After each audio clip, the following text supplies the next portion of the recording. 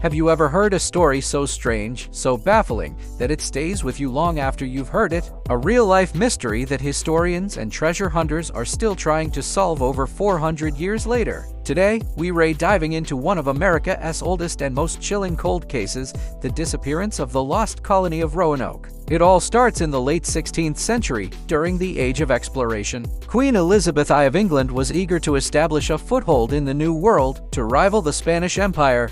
Her charismatic courtier, Sir Walter Raleigh, was granted a charter to colonize North America. After a couple of initial exploratory trips, a site was chosen, Roanoke Island, a small strip of land off the coast of modern-day North Carolina. The first attempt at colonization in 1585 was a military-focused expedition. It didn't go well. The men struggled with food shortages, harsh weather, and deteriorating relations with the local Native American tribes. After just a year, when Sir Francis Drake sailed by on his way back to England, the colonists jumped at the chance to abandon the settlement and go home. It was a failure, but Raleigh wasn't one to give up easily. For the next attempt, he decided to change his strategy. Instead of just soldiers, he would send families, men, women, and children to build a true, permanent English community. In 1587, about 115 colonists set sail for the Chesapeake Bay, which was considered a more promising location. Their leader was John White, an artist and cartographer who had been on the previous expeditions.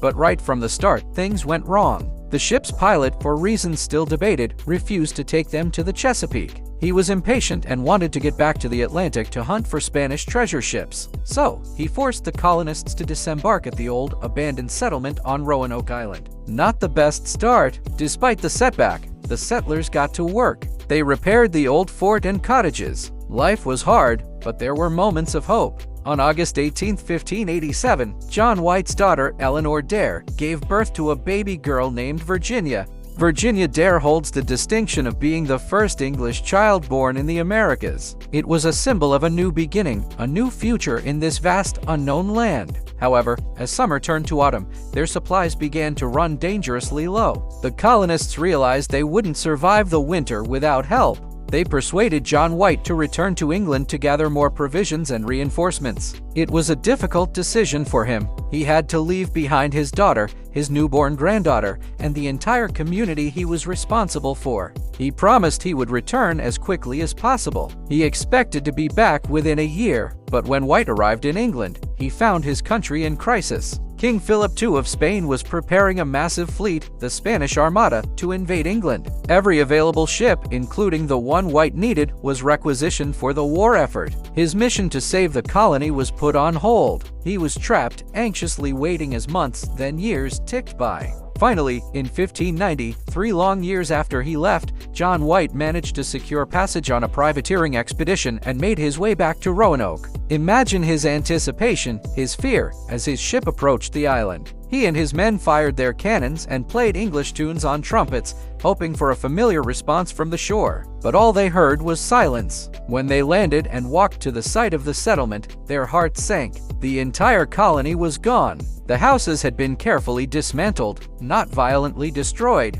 There were no signs of a struggle, no bodies, no skeletons. It was as if 115 people had simply vanished into thin air. The search party scoured the area for clues. They found 2. The first was the word CRO carved into a tree. Then, on a sturdy wooden post of the fort's palisade, they found a single cryptic word carved in capital letters, Croatoan. Now, this wasn't just a random word. Croatoan was the name of a nearby island, now known as Hatteras Island, which was home to a friendly Native American tribe led by a chief named Manteo. Manteo had actually traveled to England with the first explorers and had become a crucial ally to the English. Crucially, John White had left specific instructions with the colonists before he left. He told them that if they had to move, they should carve their destination into a tree or post. He also said that if they were in distress or forced to leave, they should carve a Maltese cross above the name. When White saw the word Croatoan, he noticed there was no cross. This gave him a surge of hope. It suggested they had left voluntarily and were safe. He was desperate to sail south to Croatoan Island to find his family and the other settlers. But as fate would have it, a powerful storm rolled in. The ship's anchor cable snapped, and the crew, already on edge, refused to risk the dangerous journey in the worsening weather. Defeated and heartbroken, John White was forced to return to England. He would never see his family or the Roanoke Colony again. He died a few years later, never knowing what happened to them. And so, the mystery was born. What happened to the lost colony of Roanoke? For centuries, people have proposed theories ranging from the plausible to the outright bizarre. Let's look at the most prominent ones. The leading theory, and the one John White himself believed, is that the colonists relocated to Croatoan Island. They may have integrated with the Croatoan people, marrying into the tribe and adopting their way of life. This is the integration theory. There's some tantalizing evidence to support this. Later explorers in North Carolina reported encountering Native Americans with gray eyes and lighter hair who claimed their ancestors were white people. Some even used English words and had European-style houses. For years, archaeologists have been digging on Hatteras Island, the former Croatoan, and they've found English pottery, tools, and even a sword hilt from the right time period mixed in with native artifacts. It points to a European presence, but it's not yet definitive proof of the entire colony. Another theory is that the colonists split up.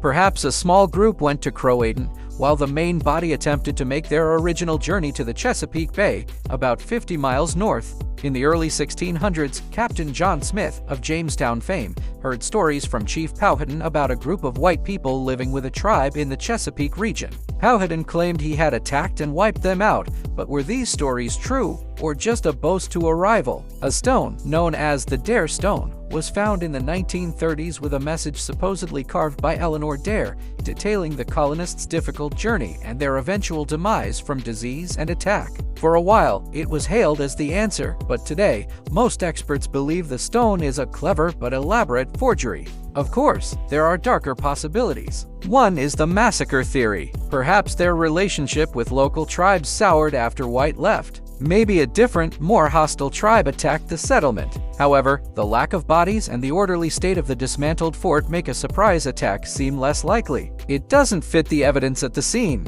Then there's the possibility of disease and starvation. Without resupply, the colonists would have been extremely vulnerable. A devastating epidemic could have swept through the community, or a failed harvest could have led to starvation. This could explain why they vanished, but not where they went. Would they have buried their dead and then simply walked away? And finally, you have the more imaginative theories. Some have suggested a hurricane or a massive storm simply washed the entire settlement away. Others, leaning into the supernatural, have whispered of alien abduction or a portal to another dimension. While these make for great fiction, they lack any grounding in historical evidence. The search for answers continues to this day. Archaeologists, historians, and scientists are using ground-penetrating radar, DNA analysis, and chemical testing of artifacts to piece together the puzzle. Each new discovery, whether it's a tiny shard of pottery on Hatteras Island or a re-examined 400-year-old map, brings us a little closer to the truth. The story of the lost colony of Roanoke is more than just a historical mystery. It's a haunting human story. It's about hope, survival, and the profound uncertainty of life. It's about John White's desperate search for his family and the 115 souls who ventured into a new world only to be swallowed by it, leaving behind nothing but a single enigmatic word carved into wood: Croatoan. What do you think happened? Did they join a friendly tribe and live out their days in a new culture? Did they fall victim to disease or conflict? Or is the truth something no one has even considered yet? Let me know your theories in the comments below. Thanks for joining me on this journey into one of history's greatest unsolved mysteries. If you enjoyed this video, don't forget to like, subscribe, and hit that notification bell so you don't miss our next deep dive into the past. See you next time.